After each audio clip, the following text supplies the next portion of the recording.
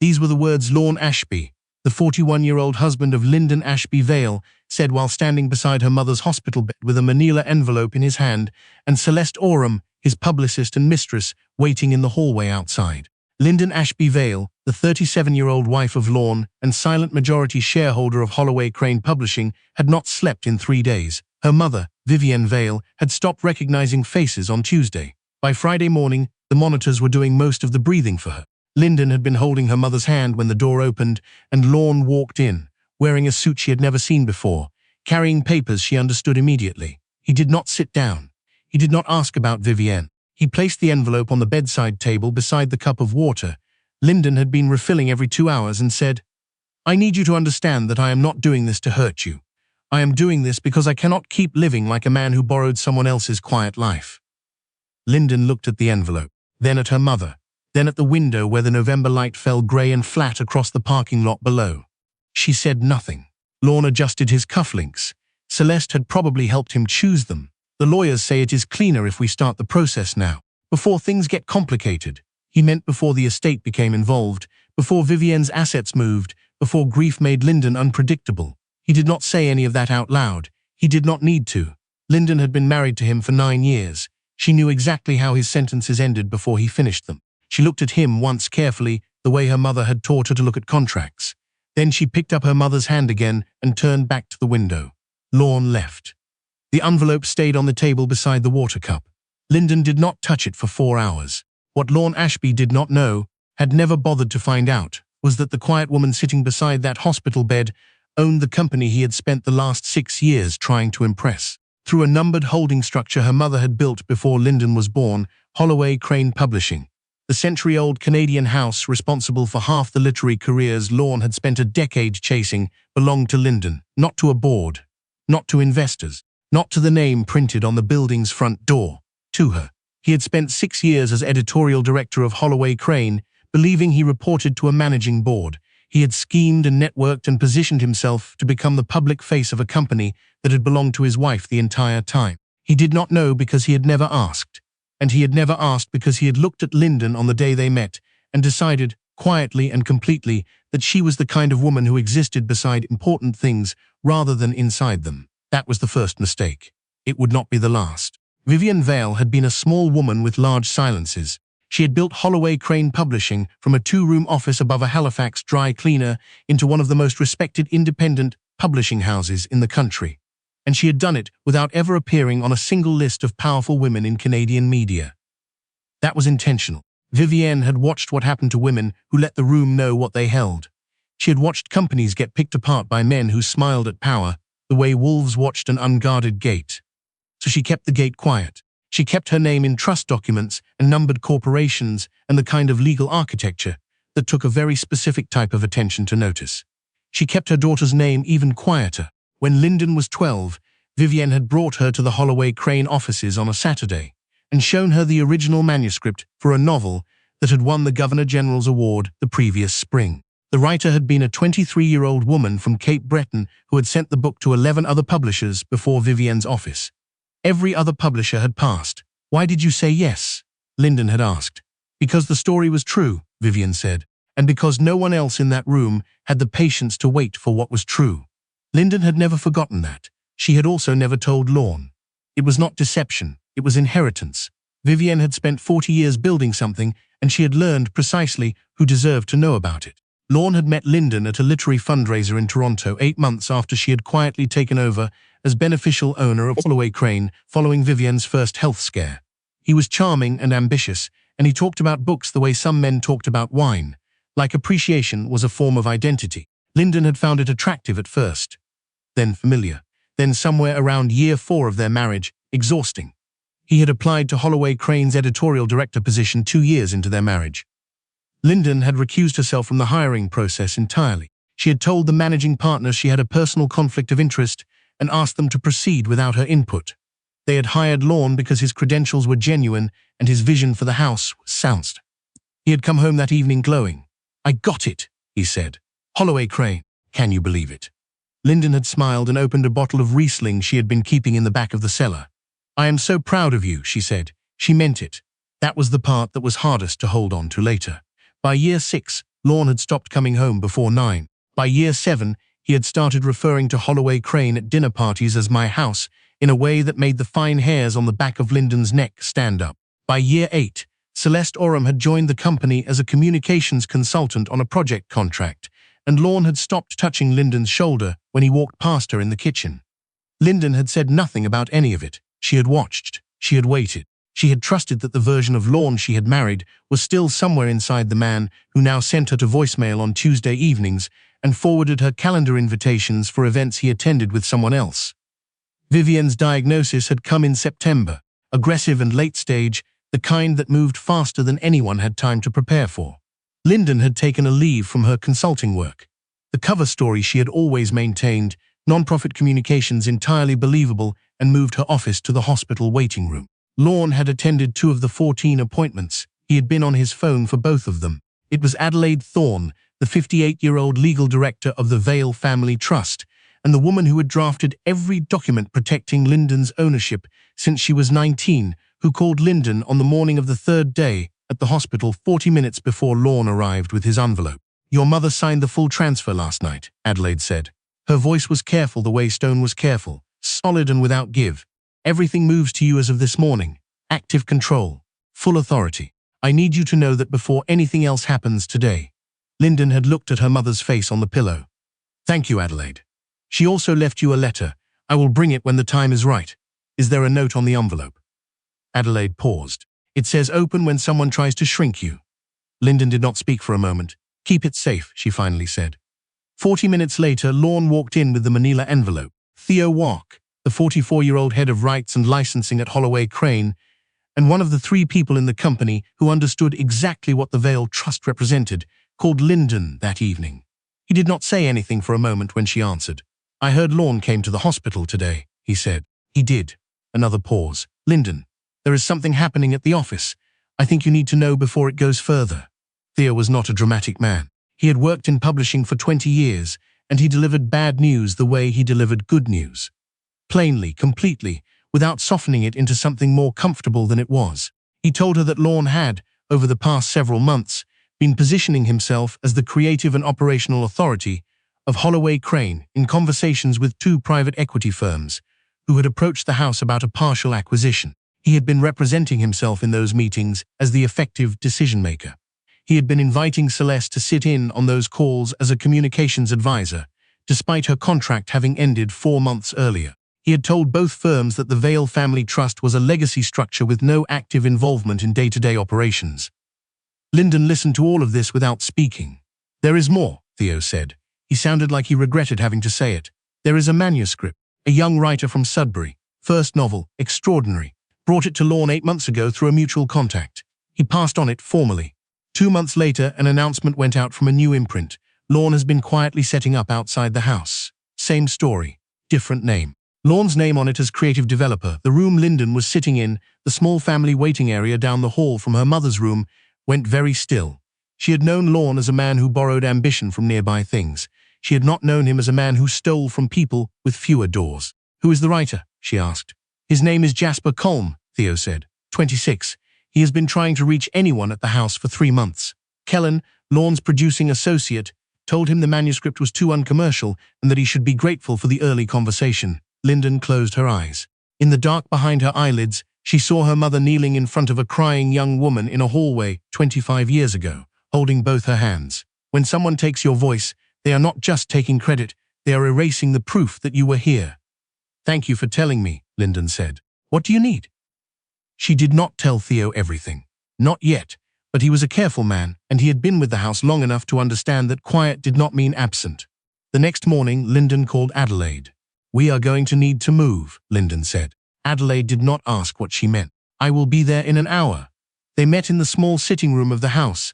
Lyndon had grown up in the Vale family house in the annex in Toronto that had become Lyndon's after her father died, and that Lorne had always referred to as that old place, in a tone that made clear he found it quaint. Adelaide arrived with a leather portfolio, 2 coffees, and the look of a woman who had been waiting a long time for this particular conversation. Priya Sethi, the 39-year-old financial controller of Holloway Crane, and a woman who had once told Lyndon, very quietly, at a company holiday party that the house would be lost without the Vale structure, keeping it honest, arrived 20 minutes later with a laptop and 3 months of flagged expense reports. Priya set the laptop on the table without preamble.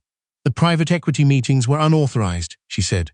Lorne represented himself as operational authority without board disclosure. That alone is a governance breach. She turned the screen. These are the expense entries I cannot reconcile. Consulting fees paid to a numbered company I traced back to Celeste Orum's business registration. A travel account charged against the Sudbury writer's project budget. The one Lorne officially passed on, that logged 3 hotel nights in Montreal while Celeste was there for an unrelated contract. And this. She pointed to a line item. A $10,000 research fee paid to a press contact 3 weeks before a blind item appeared in a Toronto Culture column suggesting the Vale Trust was considering selling the house to an American buyer. Lyndon looked at the entry. That was not true. No, Priya said. But it ran.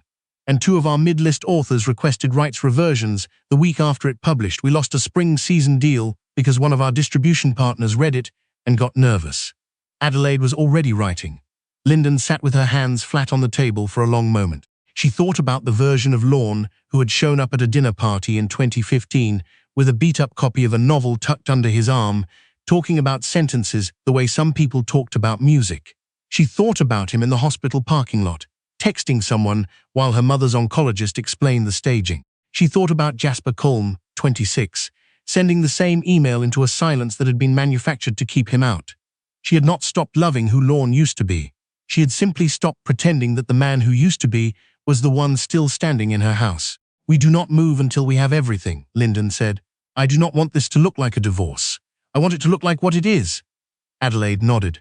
There is a Holloway Crane board review scheduled in 6 weeks, the annual year-end meeting. Every board member, every senior partner, the rights committee, 3 literary agents the house has standing relationships with, and the 2 private equity contacts Lorne has been courting. They will all be in the same room. Priya looked at Lyndon. He is planning to announce a new operational structure at that meeting. He sent a draft to Darren Volk on the board last week. Darren Volk, the 63-year-old chair of the Holloway Crane Advisory Board, and a man who had been trying for years to shift the house toward a more corporate model, had been feeding Lorne's ambitions in exchange for a promise of preferred position in any future acquisition. He is going to propose moving the house out from under the trust structure entirely. The room went quiet. Adelaide said carefully, if the board accepts that proposal before we disclose your active authority, it creates a legal complication. Then we do not let the board accept it, Lyndon said. Over the following weeks, Lyndon did not rush.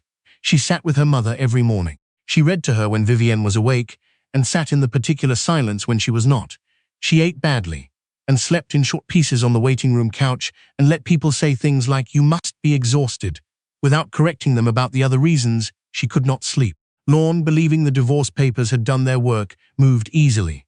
He cleared his personal items from the annex house one Wednesday while Lyndon was at the hospital. He left his key on the kitchen counter like a receipt. He gave a podcast interview that ran 2 weeks before the board meeting in which he described his vision for a Holloway Crane built for the next generation of readers, and spoke warmly about bringing in the right energy to a house that had been, for a long time, protected by people who prioritized the past. Lyndon listened to the episode sitting in the hospital parking garage. She listened to it twice. Then she called Theo. "How many people on staff know what is happening?" she asked. "Enough," Theo said. "The ones who matter." Priya had spent 3 weeks building the financial evidence into a presentation that could be read by someone with no legal background and understood entirely. Receipts, access logs, contract timelines, the numbered company registration, the Montreal hotel entries, the press contact payment, the manuscript dates. Each item clean and specific and supported by more than one source. Adelaide had prepared the formal documentation for board disclosure and active ownership notification. She had also quietly requested that Jasper Colm's original manuscript files be authenticated through a third-party literary archivist whose letter now sat in a sealed folder alongside Priya's reports. The board meeting was held on a Thursday evening in the Holloway Crane boardroom on the 14th floor of a building on Richmond Street. The room had floor-to-ceiling windows that looked out over the city.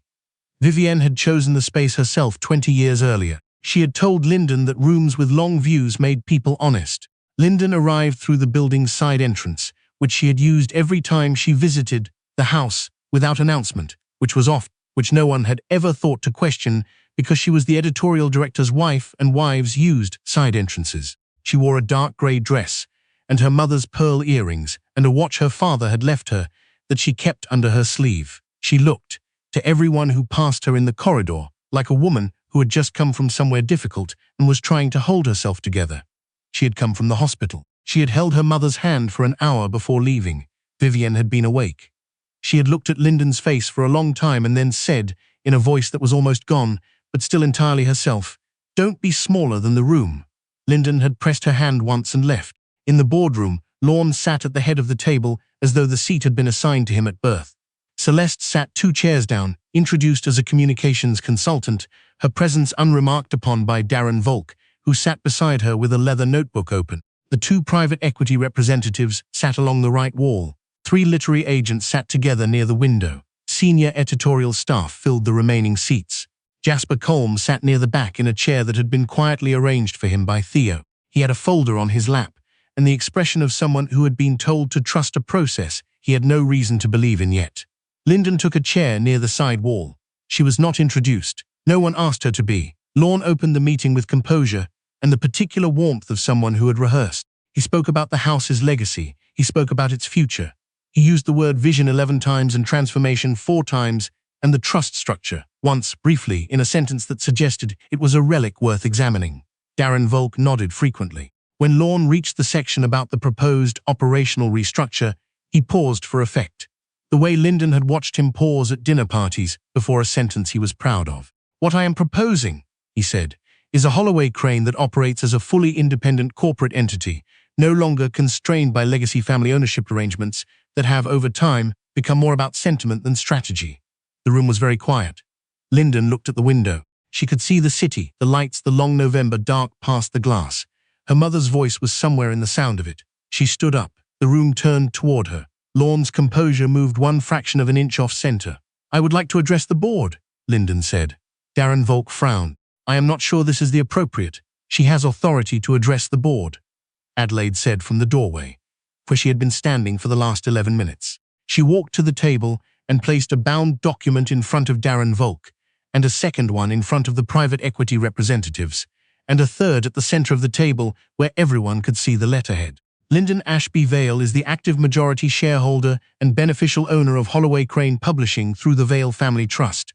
That document contains the complete transfer record, effective 6 weeks ago, authenticated by outside counsel.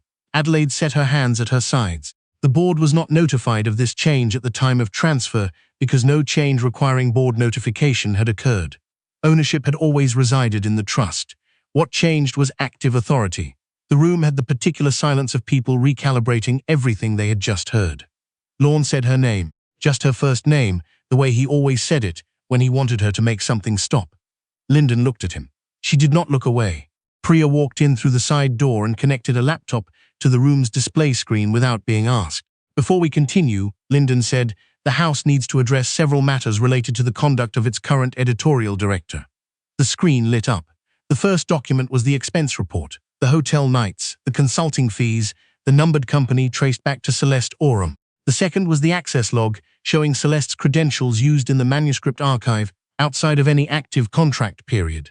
The third was the private equity meeting record, showing Lorne's self-representation as operational authority without board disclosure. The fourth was the press contact payment, the timeline, the blind item, the distribution partner who had pulled a deal. The room absorbed all of it without noise. Lorne pushed back from the table. "This is being taken completely out of context," Theo said from his chair near the window. "I was in 3 of those meetings. I watched him tell the equity partners the trust was inactive." Lorne looked at Theo. Theo did not look away either. Darren Volk had not said anything in several minutes. He was looking at the letterhead on the document Adelaide had placed in front of him with the expression of a man watching an exit close. Then Priya opened the final file. The screen changed. Jasper Colm's manuscript appeared beside the shooting draft of the book Lorne had announced from his private imprint. Title changed, character names changed, the geography shuffled, the emotional architecture completely intact. The room turned toward the back. Jasper sat very still, his folder in his lap, his knuckles pale. One of the literary agents near the window said quietly, "Good God." Lorne said nothing. There was nothing usable left to say. Lyndon walked to the front of the room. She did not stand at the head of the table where Lorne had been sitting. She stood near the screen, near Priya, near the window with the long view her mother had chosen. Holloway Crane was built to protect stories from people powerful enough to take them, she said. The room was very quiet.